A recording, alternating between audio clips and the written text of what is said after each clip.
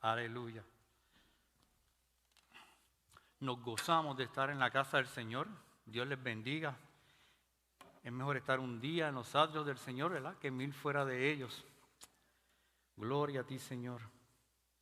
Seguimos con la serie basada en Filipenses 4:4, que dice: regocijaos en el Señor. Siempre otra vez os digo, regocijaos. Vemos aquí que en inglés dice joy, alegría o gozo. Esa es la serie que hemos estado predicando todos estos domingos. El título del sermón de hoy lleva por título Vida digna del Evangelio de Cristo. Vida digna del Evangelio de Cristo. La lectura se encuentra en Filipenses 1, del 27 al 30, y vamos a estar puestos de pies en honor a la palabra del Señor. Filipenses 1, del 27 al 30. Dice así la palabra del Señor, en el nombre del Padre, del Hijo y del Espíritu Santo. Solamente que os comportéis como es digno del Evangelio de Cristo, para que, o sea, que vaya a veros o que esté ausente, oiga de vosotros que estáis firmes en un mismo espíritu, combatiendo unánimes por la fe del Evangelio, y en nada intimidados por los que se oponen, que para ellos ciertamente es indicio de perdición, mas para vosotros de salvación, y esto es de Dios. Porque a vosotros os es concedido a causa de Cristo, no solo que creáis en Él, sino también que padezcáis por Él, teniendo el mismo conflicto que habéis visto en mí y ahora oísteis que hay en mí. Oremos. Eterno y soberano Dios, una vez más venimos a tu presencia, Señor, dándote gracias por este día y por esta tarde que podemos reunirnos aquí, Señor. Padre, con libertad para alabarte, para glorificar, Señor, y para exponer tu palabra, Señor. Yo te pido una bendición especial para cada uno de mis hermanos aquí presentes, Señor. Oh Padre, haznos aceptos, Señor, aprobados delante de tu presencia. Perdónanos, Señor, porque cada día pecamos, cada día te ofendemos, Señor. Oh Padre, pero tu sangre nos limpia de todo pecado. Gracias, Señor, por ese sacrificio hermoso que hiciste allí en la cruz, Señor, para darnos vida y vida en abundancia, Señor. Escóndeme detrás de tu cruz, Señor. Ayúdame a exponer tu palabra en el nombre de Jesús. Amén. Gloria a ti, Señor Jesús. Te adoramos. Vemos al principio ¿pueden sentarse mis hermanos? Vemos al principio del libro, ¿verdad?, en el primer capítulo de Filipenses. Pablo primero saluda a los filipenses y lo vemos en el versículo 1 y 2. Y luego menciona las oraciones que el apóstol Pablo hace a los filipenses. Le piden oración que los filipenses pues continúen en el crecimiento de la ciencia, ¿verdad?, en la ciencia y conocimiento. Que ellos tengan el discernimiento para conocer qué es lo mejor y que tengan frutos de justicia, que es para la honra y la gloria del Señor, de Dios. Luego más adelante, Pablo empieza su reporte y da un pequeño reporte de cuál es su situación. Como nosotros sabemos, Pablo estaba ¿dónde? Pablo estaba en prisión. Pablo empieza su reporte y les da un pequeño reporte acerca de cuál es la situación que le está pasando. Pablo en ese momento está en Roma. Y desde el versículo 12 al 26, antes de la lectura que hemos leído, si su situación es está en la cárcel. Solamente él menciona que al contrario de perjudicarle esa situación que él está, de estando en la cárcel, encarcelado y con cadenas, le ha ayudado a predicar mejor. En lugares donde antes no había llegado el Evangelio, estaba llegando. Y luego vemos más adelante la forma que Pablo les dice a los filipenses. Miren, y es la actitud que él tiene ante la situación, ¿verdad?, de estar encarcelado. Miren, yo sé que voy a recibir una liberación. Ese sufrimiento que yo tengo es temporal, pero no necesariamente sé si esa liberación va a ser en vida o va a ser, pues, que lo puedan matar. Entonces el apóstol Pablo dice, miren, por una razón o por la otra, yo voy a salir de este confinamiento. O sea, que el Señor lo libere caminando de allí o lo libere de la muerte. Y para nosotros cristianos, el morir es vivir y es un paso a la eternidad.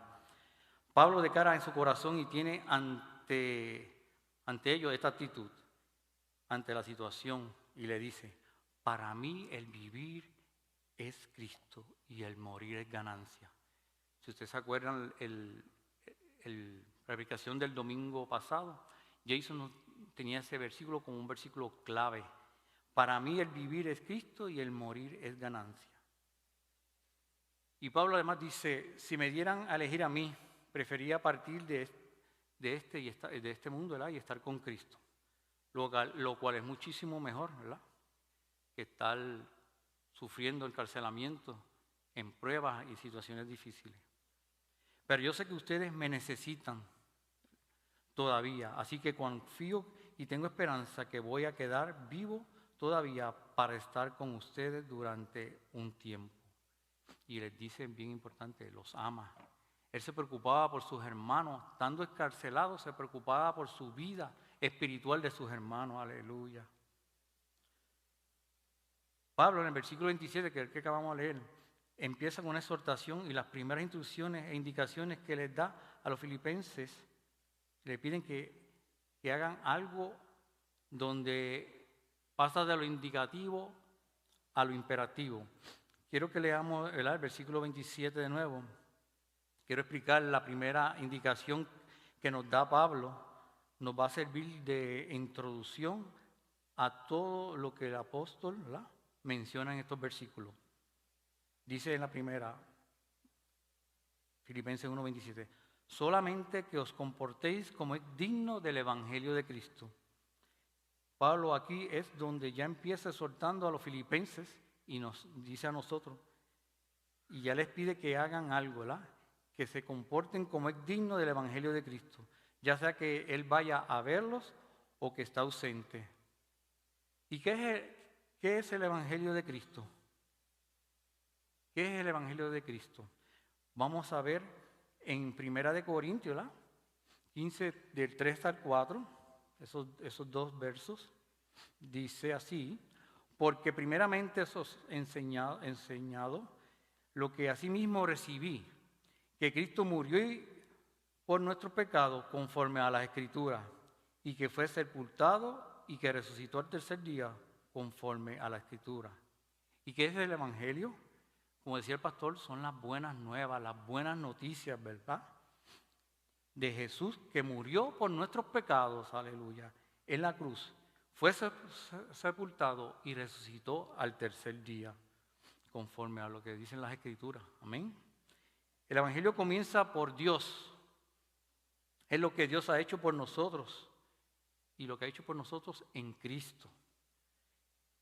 Y es algo muy importante, ¿verdad?, lo que ha hecho Dios en Cristo, ¿verdad? Nosotros debemos darle suma importancia. Sin embargo, el Evangelio no se queda ahí.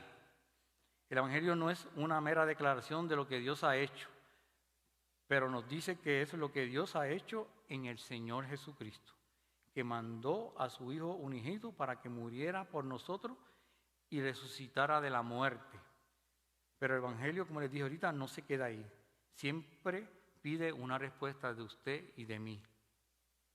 Pide obediencia y pide que le siga. Aleluya. El Evangelio del Señor demanda una respuesta. Veamos lo que dice Romanos 1:5. Dice, y por quien recibimos la gracia y el apostolado para la obediencia a la fe en todas las naciones, por amor de su nombre. El apóstol Pablo, que por el Señor Jesucristo dice, he recibido la gracia y el apostolado. ¿Qué significa el apostolado? Que él fue, ¿qué? Enviado por el Señor Jesucristo para que en obediencia a la fe llegara a todas las naciones por amor de su nombre. El Evangelio requiere una respuesta de parte de nosotros y de obediencia a la fe en todas las naciones. Por amor de su nombre, entonces, habiendo visto eso, requiere una respuesta de nosotros a lo que está diciendo. ¿Cómo es esa respuesta? ¿Cómo debemos responder al Evangelio, al mensaje de Cristo que murió y resucitó por nosotros? Obviamente, ¿verdad? Creyendo en ese mensaje, creyendo en esas buenas nuevas que Dios ha dado.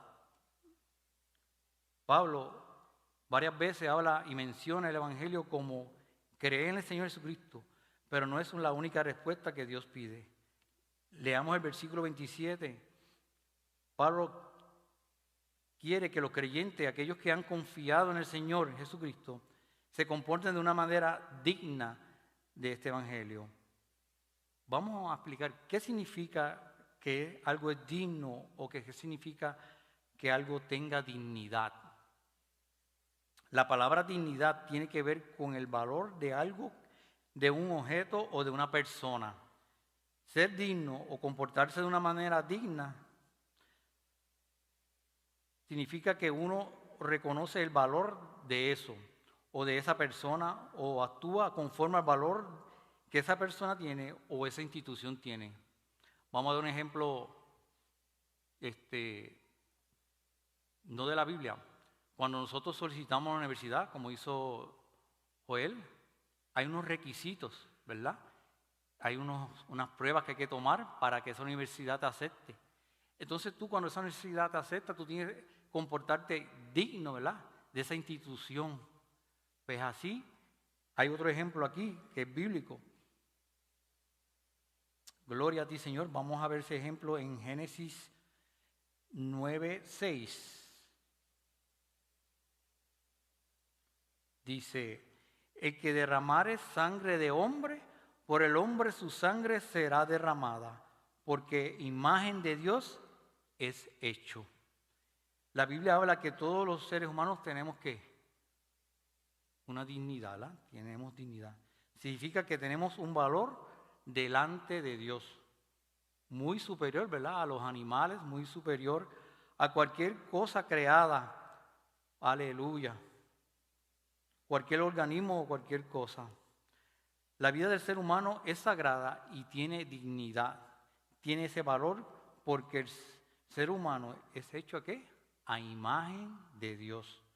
Por eso dice el versículo 6 que acabamos de leer, el hombre que comete homicidio, por el hombre su sangre será derramada, porque a la imagen de Dios está hecho. La vida humana es tan sagrada, aleluya, que si alguien comete un homicidio, derrama intencionalmente sangre humana, por el hombre su sangre será derramada. El único castigo acorde con el crimen es la pena de muerte. Por eso usted ve muchos estados aquí en Estados Unidos, ¿verdad?, que aprueba la pena de muerte, porque ellos avalan, ¿verdad?, lo que era el Antiguo Testamento. Y el quitar la vida a un ser humano, decía el Antiguo Testamento que era digno de muerte. ¿Se acuerdan la ley del talión? Que decía ojo por ojo y diente por diente. Pero gracias a Jesucristo, que vino y vivimos bajo la gracia. Gloria a Dios. Es lo que la Biblia dice, porque el ser humano tiene dignidad porque está hecho a imagen de Dios. Otro ejemplo de comportarse de una manera digna o indignamente lo vamos a ver en Malaquías. Busquemos a Malaquías capítulo 1, versículo 11 al 14, y dice así la palabra del Señor. Porque desde donde el sol nace hasta donde se pone, es grande mi nombre entre las naciones, y en todo lugar se ofrece mi nombre, incienso prenda limpia, porque grande es mi nombre entre las naciones, dice Jehová de los ejércitos. Y vosotros lo habéis profanado cuando decís, inmunda es la mesa de Jehová, y cuando decís que a su alimento es despreciable. Habéis además dicho, ¿o qué fastidio es esto? Y me despreciáis, dice Jehová de los ejércitos. Y traíste lo hurtado, o cojo, o enfermo, y presentasteis ofrenda. ¿Aceptaré yo eso de vuestra mano? Dice Jehová. Maldito el que engaña, el que teniendo machos en su rebaño, promete y sacrifica a Jehová lo dañado, porque yo soy gran rey, dice Jehová de los ejércitos, y mi nombre es temible entre las naciones. Aleluya. Aquí Dios, ¿verdad?, está reprendiendo a los israelitas porque ellos habían despreciado. Están comportándose de una manera, ¿qué? Indigna del gran valor que tiene Dios. Gloria a ti, Señor. Lo que ellos hacían es que cuando iban al templo ofrecían sacrificio, pero lo ofrecían de lo dañado. Al corderito que estaba enfermo, el corderito que estaba cojo, al que habían robado. Se creían que Dios no los veía cuando los robaban. O sea, en lugar de aportar de ellos mismos, preferían robarle al vecino para presentarse y ser aprobados y cumplir con la ley de presentarle un sacrificio a Dios por sus pecados. Y dice Dios, eso es algo indigno de mí. Yo soy un rey, dice Jehová de los ejércitos. Yo soy digno que ustedes me ofrezcan lo mejor de sus vidas, lo mejor que tienen. Gloria a ti, Señor. A veces se refiere a la palabra, a la palabra dignidad. Dignidad es reconocer el gran valor que tiene algo, que tiene Dios, y actuar de una manera acorde a ese valor. En el libro de Filipenses, el Evangelio de Jesucristo tiene dignidad. El Evangelio de Jesucristo merece cierto comportamiento de parte de nosotros. Amén. Que nuestra vida realmente demuestre el valor que el Evangelio tiene. Nosotros debemos que vivir de una manera acorde al valor de ese mensaje que Cristo nos ha dado, de ese sacrificio que Él hizo allí en la cruz.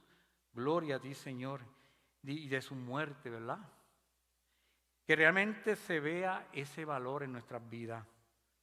Pablo le dice a los filipenses y nos dice a nosotros, quiero que se comporten de una manera digna. La pregunta es a partir de ahora es, ¿qué significa vivir de una manera digna del Evangelio de Cristo? ¿Cómo puedo demostrar el gran valor que tiene el sacrificio del Señor Jesucristo en la cruz? ¿Cómo puedo vivir de una manera digna del Señor? Gloria a ti, Señor.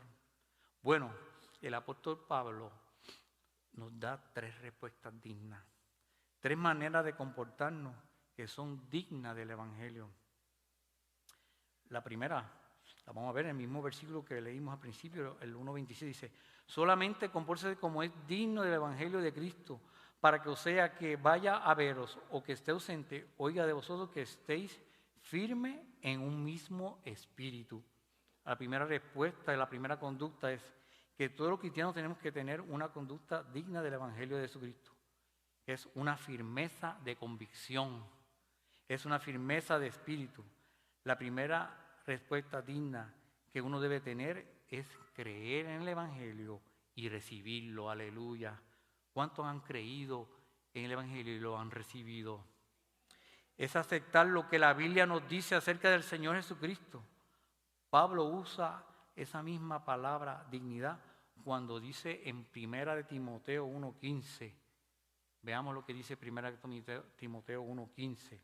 Palabra fiel y digna de ser recibida por todos, que Cristo Jesús vino al mundo para salvar a los pecadores, de los cuales yo soy el primero. Vino aquí a salvarnos a ti y a mí. Y la respuesta correcta al Evangelio, primero que nada, es que recibirlo y aceptarlo, como dijimos. Dice Pablo que esa palabra es fiel y verdadera y además es digna de ser recibida por todos. La Biblia una y otra vez enfatiza que este mensaje acerca del Señor Jesucristo no solo merece ser recibido y tiene que ser recibido como algo totalmente confiable, como algo verdaderamente absoluto. La Biblia habla que el mensaje de Jesucristo, de su muerte, su resurrección, son cosas totalmente seguras, totalmente verdaderas y deben ser recibidas como la verdad absoluta. Aleluya. Veamos qué dice Hebreos 6, del 17 al 19. Gloria a ti, Señor.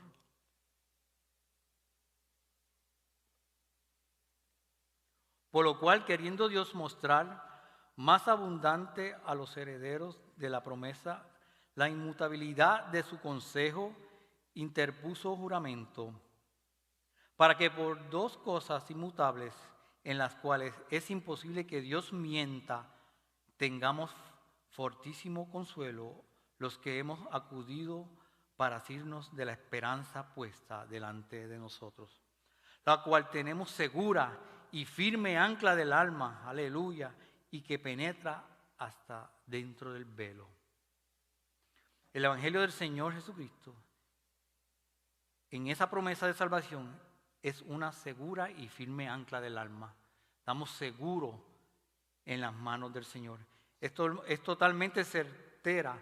Todo lo que dice la Biblia acerca del Señor Jesucristo es verdad y tiene que ser recibida con confianza, con una convicción totalmente firme de parte de nosotros. Veamos lo que dice Hebreos 10:23. Gloria a ti, Señor. Mantengámonos firmes, sin fluctuar, la profesión de nuestra esperanza, porque fiel es el que la prometió. Aleluya, fiel es Dios el que la prometió. El libro de Hebreos dice que la promesa de la salvación que Dios ha hecho en el Señor, que todos los que que reciben a Jesús van a ser salvos. ¿Cuántos aquí han recibido al Señor Jesús? Pues usted tiene la salvación, aleluya, nos gozamos. Algo tan firme, tan seguro, que la respuesta digna a ello tiene que ser una confianza firme. Nosotros tenemos que tener confianza firme, sin fluctuar, sin cambiar. Tenemos que aceptar que lo que la Biblia nos dice acerca de Jesús es una verdad absoluta. Gloria a ti, Señor. Con una firmeza inquebrantable, con una verdadera convicción. Eso es lo que Dios nos pide a nosotros. Es una respuesta digna del Evangelio de Cristo. No puede ser recibida en incredulidad. No puedo recibirla con una fluctuando o cambiando. No podemos decir, hoy estoy salvo, mañana no. Hoy peco, mañana pierdo la salvación. Estoy medio seguro. Usted tiene que estar seguro en Cristo, que usted ha alcanzado la salvación. Aleluya. Dios nos pide confianza absoluta en lo que nos ha dicho acerca de su Hijo Jesucristo. Los apóstoles una y otra vez, ¿verdad?, insisten que ellos están predicando acerca del Señor Jesús, que es totalmente seguro y absolutamente confiable. Veamos lo que dice segunda de Pedro, aleluya, versículo 1, del 16 al 18. Dice así: porque no os hemos dado a conocer el poder y la venida de nuestro Señor Jesucristo, siendo fábulas artificiosas, sino como habiendo visto con nuestros propios ojos su majestad. Pues cuando Él recibió de Dios Padre honra y gloria, le fue enviada desde la magnífica gloria una voz que decía: este es mi Hijo amado, en el cual tengo complacencia. Y todos oímos esta voz enviada del cielo cuando estábamos con Él en el Monte Santo. Aleluya. El apóstol Pedro nos habla que el Evangelio de Jesús no es una fábula. No la inventamos. No vino de nosotros. Nosotros únicamente la estamos compartiendo lo que vimos con nuestros propios ojos. Ellos estuvieron, ¿verdad?, presente allí y todo lo que vivieron con Jesús. Vimos su gloria, dice el apóstol Pedro. Vimos que resucitó, vimos su glorificado y tiene toda la confianza. Debemos tener toda la confianza y toda la certeza absoluta de que lo que la Biblia dice acerca del Señor Jesús es totalmente la verdad. Porque el apóstol Pablo le pide a los filipenses que tengan firmeza, ¿de qué? De espíritu, aleluya. El mundo, ¿verdad?, y Satanás han tratado de presionar a los cristianos siempre, tratando de ridiculizarnos a los cristianos, tratando de convencernos, de presionarnos para que abandonemos, ¿verdad?, esa convicción, esa firmeza que tenemos en el Señor. El mundo ha tratado de quitar la certeza de lo que dice la Biblia del Señor. El mundo y Satanás detrás del mundo siempre ha intentado que los cristianos sean fluctuantes, ¿verdad?, que cambiemos. A veces nos encontramos algún problema, alguna situación, y a veces en vez de acercarnos a Dios nos apartamos de Dios. Somos como hojas, ¿verdad?, que nos lleva el viento a muchas veces. Que no seamos firmes ante la primera dificultad, como les dije. Pues es lo opuesto, perdón, que es lo que quiere, lo opuesto a lo que quiere Dios. Dios quiere que cada uno de los creyentes estemos totalmente seguros y absolutamente seguros de que tengamos la convicción del mensaje de Cristo. Gloria a ti, Señor. Dijimos que la primera respuesta es: debemos de recibir el Evangelio con absoluta convicción y creerlo. La segunda respuesta que nos dice el apóstol Pablo, y la segunda conducta se encuentra en el mismo versículo 27, dice, en la segunda parte dice: oiga de vosotros que estén firmes en un mismo espíritu, combatiendo unánimemente por la fe del Evangelio. El apóstol Pablo dice que quiere oír de ustedes que estén firmes en un mismo espíritu. Tenemos que estar firmes en un mismo espíritu. Combatiendo unánimemente por la fe del Evangelio. Tenemos que estar unidos en la fe del Evangelio. El Evangelio no solo tiene que ser recibido como la verdad absoluta, no solo hay que retenerlo, guardarlo y creerlo, es luchar y combatir por él. Algo interesante que está en la Biblia, varias veces el Señor usa metáforas, ¿verdad?, y compara al Señor Jesús. La Biblia usa metáforas del ejército, de la guerra, metáforas militares, que habla también cuál es el labor y cuál es la misión de cada uno de nosotros, de los cristianos que tenemos en la iglesia. Por ejemplo, el libro de Apocalipsis, el Señor Jesucristo es comparado ¿con qué? Con un guerrero, como el capitán de las huestes celestiales, aleluya, del ejército celestial. No sé si nunca se ha puesto a pensar en esto. Jesucristo es comparado muchas veces en la Biblia ¿con qué? Con el pastor de las ovejas, ¿verdad? Con la vid verdadera. Es comparado también con la puerta del redil de las ovejas. Y es comparado con la luz del mundo y etcétera. Es comparado con muchas cosas. Pero la Biblia también habla del Señor Jesucristo en términos militares, que lo vemos en el Apocalipsis. Y compara al Señor a veces con el león, como cantábamos ahorita, cordero y león. La Biblia habla de que Jesús es el león de Judá, aleluya. Pero vamos a ver en Apocalipsis 19, del 11 al 16, con qué lo compara aquí, como dijimos ahorita. Entonces vi en el cielo abierto, he aquí un caballo blanco, y el que lo montaba llamado Fiel y Verdadero, y con justicia juzga y pelea. Sus ojos eran como llama de fuego, y había en su cabeza muchas diademas, y tenía un nombre escrito que ninguno conocía sino él mismo. Estaba vestido de una ropa teñida en sangre, y su nombre es el Verbo de Dios. Y el ejército celestiales, vestidos de lino finísimo, blanco y limpio, le seguían en caballos blancos. Aleluya, eso somos nosotros cuando estemos en la gloria del Señor. De su boca sale una espada aguda para herir con ella a las naciones, y él las regirá con vara de hierro, y él pisa el lagar del vino de furor y de la ira de Dios Todopoderoso. Y en su vestidura y en el muslo tiene escrito este nombre: Rey de Reyes y Señor de Señores. Aleluya. Gloria a ti, Señor.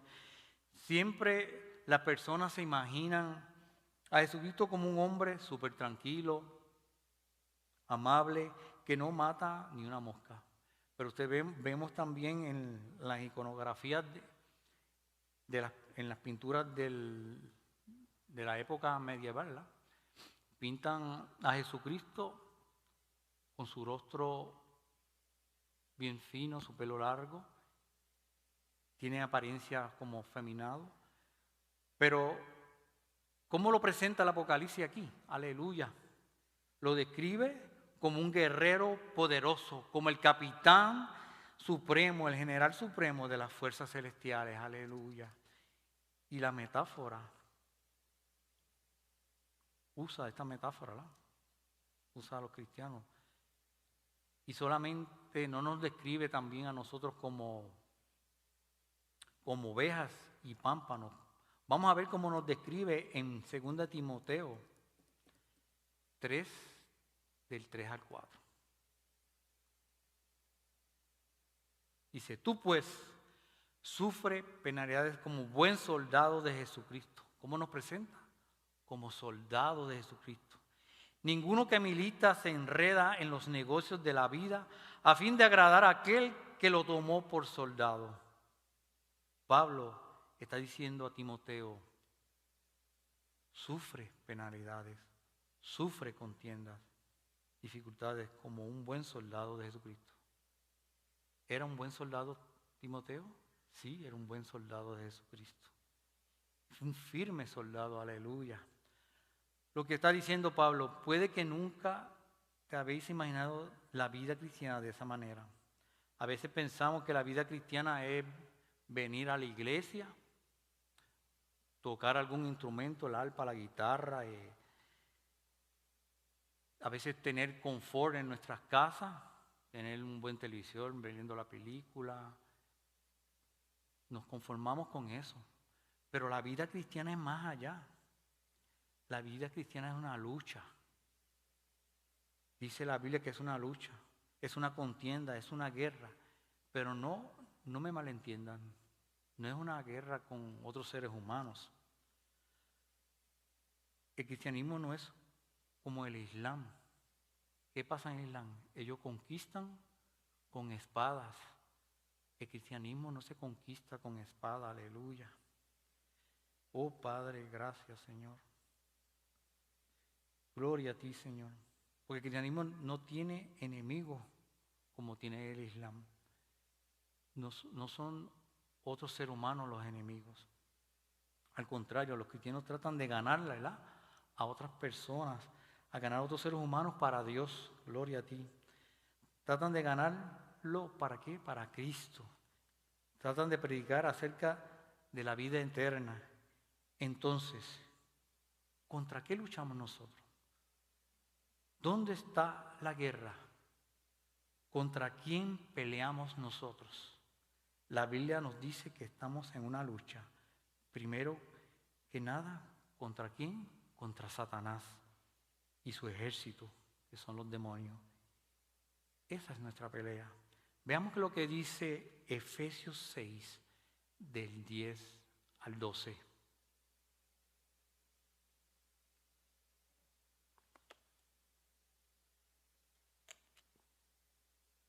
Por lo demás, hermanos míos, fortaleceos en el Señor y en el poder de su fuerza, vestidos de toda armadura de Dios, para que podáis estar firme contra las acechanzas del diablo. Porque no tenemos lucha contra sangre y carne, sino contra principados, contra potestades, contra los gobernadores de las tinieblas de este siglo, contra huestes espirituales de maldad en las regiones celestes. Pablo le dice a los efesios, estamos en guerra. Mis hermanos, estamos en guerra. Nuestra lucha no es contra otras personas. La pelea no es contra carne ni sangre, no es contra otros seres humanos. ¿Y cuál es el arma que usa Satanás para llevar al hombre al infierno? La mentira, las falsas religiones, las falsas doctrinas, las falsas ideas. Estamos en lucha de ideas. Veamos lo que dice 2 Corintios 10, 3 al 5. Pues aunque andamos en la carne, no militamos según la carne, porque las almas de nuestra milicia no son carnales, sino poderosas en Dios para destrucción de fortalezas, derribando argumentos. Los argumentos son ideas, y toda altivez que se levanta contra el conocimiento de Dios, y llevándolo cautivo todo pensamiento a la obediencia de Cristo. Nuestra lucha es contra Satanás y sus ideas que llevan al hombre al infierno. Nuestra arma es que la oración, es la palabra de Dios, es meterse con Dios, aleluya, para destruir fortalezas espirituales de maldad. Esta lucha es contra el mundo. Nuestra lucha es contra Satanás, contra el pecado, no contra otros seres humanos. No podemos pelear con otros hermanos. Hay que vencer esas falsas ideas y esos falsos argumentos, llevándolos ¿qué? A los pies de Cristo. Ellos tienen que ser convencidos por el Espíritu Santo por medio de esa palabra que nosotros le hablamos. Veamos lo que dice Filipenses 1:27 al final. Dice, combatiendo unánimes por la fe del Evangelio. Tenemos que estar unidos, aunque haya alguna diferencia entre nosotros los hermanos, tenemos que estar unidos. Ejemplo de esto, Pablo reconoce el ejército romano. En ese tiempo el Imperio Romano conquistó a casi toda Europa. ¿Y cómo la conquistaban? El ejército se reunía de 12 a 24 varones que tenían espada y escudo. ¿Y qué hacían ellos? Se agrupaban, se entrelazaban los escudos, los que estaban más atrás ponían los escudos hacia arriba y era como un tanque humano y así avanzaban. Así que nosotros como hermanos en Cristo tenemos que estar entrelazados también, unidos.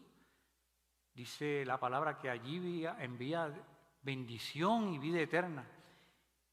Y si esos escudos se separan, ¿verdad? Estamos entrelazados, estamos unidos como hermanos. Si esos escudos se separan, ¿qué hacía el enemigo? Tiraba flechas y dardos y podían entrar por ahí y matar a algún soldado. Así que nosotros tenemos que estar unidos y no separar nuestros escudos para que los dardos del enemigo no nos destruyan y no destruya la iglesia. Así que por eso tenemos que estar unidos. Si tiene alguna diferencia con un hermano, tenemos que resolverla para que haya unión, ¿verdad? Y Dios envíe bendición y vida eterna. Porque ahí se aprovecha Satanás y entra para la separación, por la separación de algún escudo, ¿verdad? Tenemos que estar entrelazados. Vamos a ver la tercera respuesta o conducta que nos dice el hermano Pablo Dice que es valentía y sufrimiento. Vamos a verlas en el versículo 28 y 29. Dice el versículo 28 y 29 de Filipenses 1. Y en nada intimidados por lo que se oponen, que para ellos ciertamente es indicio de perdición, mas para vosotros de salvación, y eso es de Dios. Porque a vosotros os es concedido a causa de Cristo, no solo que creáis en Él, sino que también que padezcáis por Él. La palabra intimidar, que dice aquí, ¿la? Es infundir miedo para que no continuemos, la persona, para que no continuemos, ¿verdad?, con esa creencia o esa conducta.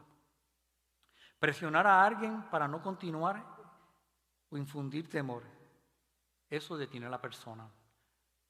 Vamos a ver un ejemplo en los equipos de baloncesto o de soccer. Sabemos que cuando vamos al parque, los fanáticos del equipo contrario, ¿qué hacen? Intimidan, a veces te insultan con malas palabras. ¿Para qué? Para que el equipo pierda, ¿verdad? Para que no sigan adelante. Vemos un ejemplo también en la Biblia, cuando Juan y Pedro que predicaban, ¿qué pasó? Los sacerdotes y el Sanedrín les prohibieron que hablasen en el nombre de Jesucristo. Pero ¿qué hacían ellos? Continuaban con más fuerzas hablando de Dios. Y decían, ¿es menester obedecer a los hombres o a Dios? Estas personas, ¿verdad?, le intimidaban y le dicen que ¿están qué? Estas personas que nos intimidan o les intimidaban a ellos, estaban destinados ¿qué? Al infierno. Y nosotros que sufrimos por causa del Evangelio tenemos que segura la salvación, como dice ahí. Y esto no es de parte de nosotros. ¿De qué? De parte de Dios. La salvación depende totalmente de Dios. No depende de nosotros, de lo que a nosotros hagamos. Vamos a concluir, que ya llevo ratito. Dice, la primera aplicación. Gloria a ti, Señor, aleluya. Tenemos que entender que el Evangelio es que Cristo murió por nuestros pecados, fue sepultado y resucitó al tercer día. Ese es el Evangelio. Y ese es el Evangelio que usted tiene que presentarle a otras personas que no lo conocen. Todo ser humano tiene dignidad porque está hecho a la imagen de Dios. ¿Qué acordamos de eso? Que nadie, ¿verdad?, puede matar a otra persona. A veces con insulto a otra persona, o llamarlo infato, como decía la Biblia, era digno de muerte. Así que tenemos que tener cuidado de eso cuando ofendemos a otra persona. 3 respuestas de nuestra parte dignas del Evangelio, que las acabamos de discutir. Una firmeza de convicción y firmeza de espíritu. Hay que creerlo, recibirlo y aceptarlo. Aleluya. La segunda es, hay que luchar y defenderlo, pero no de otras personas, sino de la influencia de Satán, ¿verdad?, y sus demonios. Como dice Efesios 6:12, nuestra lucha no es contra carne ni sangre, sino contra las huestes celestiales que habitan en los aires. Y la última, valentía y sufrimiento. No podemos dejar intimidarnos por nadie, ¿verdad? Debemos estar firmes en lo que creemos. ¿Y qué es lo que creemos? En el Evangelio de Cristo, ¿verdad?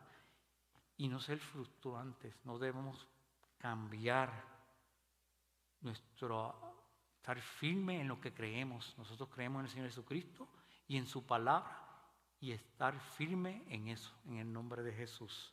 Hasta aquí, mi hermano, esta predicación. Dios me los bendiga. Vamos a orar. Puestos de pies. Eterno y Dios Padre, gracias te damos por tu palabra. Oh, glorifícate en la vida de cada uno de mis hermanos, Señor. Ayúdanos a estar firmes en tu palabra, Señor. Firmes en la salvación que tú nos has dado. Aleluya.